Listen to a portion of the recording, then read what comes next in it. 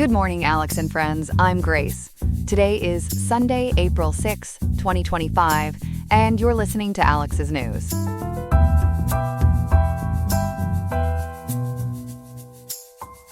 Expect pleasant weather in Riverside today, with a high reaching 76.2 degrees and a low dipping to 53.8, making for a comfortable spring day.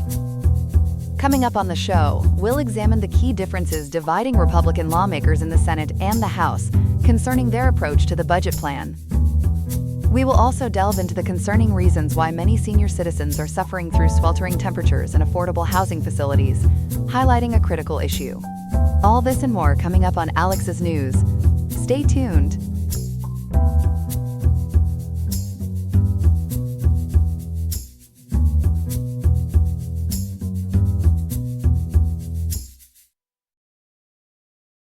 We begin this morning on Capitol Hill, where Senate Republicans worked late into the night Friday, pushing forward a budget plan aimed squarely at President Trump's fiscal priorities. Joining us now with the details is our political reporter, Ethan. Ethan, what exactly did the Senate manage to pass in that late-night session? Grace, it was quite the marathon session. Late Friday, Senate Republicans approved a budget resolution framework on a very narrow 51-48 vote, mostly along party lines. According to Scripps News and the Star Tribune, this framework is designed as the first step to enact President Trump's goals, extending the 2017 tax cuts and implementing spending cuts. A narrow vote, you say. Was it unanimous among Republicans? Not quite. Two GOP senators, Susan Collins of Maine and Rand Paul of Kentucky, actually voted against it. Scripps News reports Senator Collins had concerns about potential cuts to Medicaid down the line, while Senator Paul apparently had broader worries about the plan's overall fiscal impact. Democrats, meanwhile, were united in opposition. They argued, as noted by the Star Tribune, that the plan could balloon the deficit and harm programs like Medicaid and food stamps, primarily benefiting wealthier Americans.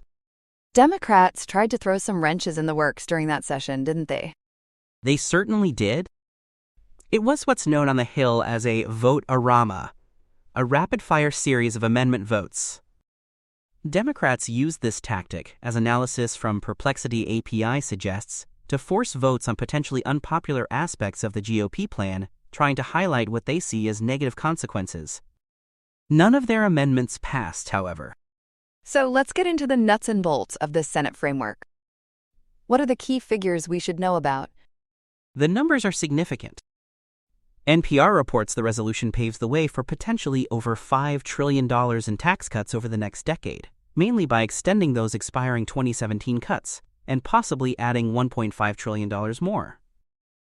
On the spending side, though, the initial cuts specified are minimal only about $4 billion, according to NPR and Perplexity API analysis. Senate leaders are calling this a starting point, promising more cuts later. Over $5 trillion in tax cuts, but only $4 billion in initial spending cuts? How does that math work without adding massively to the debt? That's the multi-trillion-dollar question, Grace. To accommodate that difference, the framework explicitly authorizes an increase in the U.S. debt limit by as much as $5 trillion, a figure cited by both NPR and Perplexity API. The idea is to prevent a potential default while pursuing the tax cuts. The plan also allocates hefty sums to GOP priorities. Scripps News and NPR mention $175 billion for border security and deportation efforts, and somewhere between $150 billion and $175 billion for defense spending. You mentioned earlier that how these things are scored matters. There's something called a current policy baseline? Can you unpack that for us? Absolutely. Think of it like budget accounting, Grace. Analysis from Perplexity API suggests the Senate is likely using this current policy baseline. It essentially assumes that expiring policies, like the 2017 tax cuts, will continue anyway. So extending them doesn't get counted as adding new costs or debt in the budget math. It makes the tax cuts appear less expensive on paper than if they used a, quote, current law baseline, which assumes those cuts do on expire as scheduled. It's a controversial method because critics say it masks the true cost. Okay, so the Senate has passed its version. But this isn't the final word, is it? What happens now, especially with the House? Exactly. This Senate framework now heads to the House of Representatives, and that's where the real fiscal fight begins. For this plan to unlock a powerful tool called budget reconciliation, which, as NPR explains, allows bills to pass the Senate with just 51 votes, avoiding a filibuster of both the House and Senate must pass identical budget resolutions. And it sounds like the House GOP has a very different idea of what that resolution should look like. That is putting it mildly, Grace. The differences are stark. While the Senate plan starts with minimal spending cuts, House Republicans, according to the Star Tribune and Perplexity API analysis, are demanding much deeper, immediate cuts, potentially $1.5 trillion to $2 trillion over 10 years to offset the tax breaks. They're also reportedly more skeptical of that current policy scoring the Senate used. The House plan, as noted by the Star Tribune, involves $4.5 trillion in tax breaks alongside $2 trillion in cuts. This difference in spending cuts has Democrats warning, based on Perplexity API analysis, that programs like Medicaid could face huge reductions, perhaps up to $880 billion, along with things like food stamps. So a potential budget battle brewing between the two chambers. What's the outlook? When might we see the next steps? Speaker Mike Johnson has a tough negotiation ahead. Scripps News and the Star Tribune report he might bring a House version to a vote as early as this week. But bridging that gap, especially on the size and timing of spending cuts and the scoring method, will be a major challenge. The whole process to potentially align the resolutions and use reconciliation could take months. Perplexity API suggests they might be aiming for completion by Memorial Day, which is now just about 50 days away. EDA's a high-stakes process, made even more complex by background concerns about the economy mentioned by the Star Tribune. A complex path forward indeed. Ethan, thank you for breaking down those intricate budget details for us this morning, drawing on reporting from Scripps News, NPR, the Star Tribune, and analysis via the Perplexity API. You're welcome, Grace. We're turning now to a story about a federal funding freeze that's leaving many low-income seniors in a precarious and potentially dangerous situation as warmer weather approaches. Joining us to break down the details is our reporter, Chloe. Chloe, this centers around a specific government program, doesn't it? That's right, Grace. We're talking about the Green and Resilient Retrofit Program, or GRRP. According to reports synthesized by Perplexity API, this program was actually established back in 2022 under the Inflation Reduction Act. Its whole purpose was to modernize older affordable housing units, specifically funding energy-efficient upgrades like replacing outdated heating and cooling systems. Think of it as a vital tool to keep these homes safe, livable, and affordable, especially for vulnerable residents.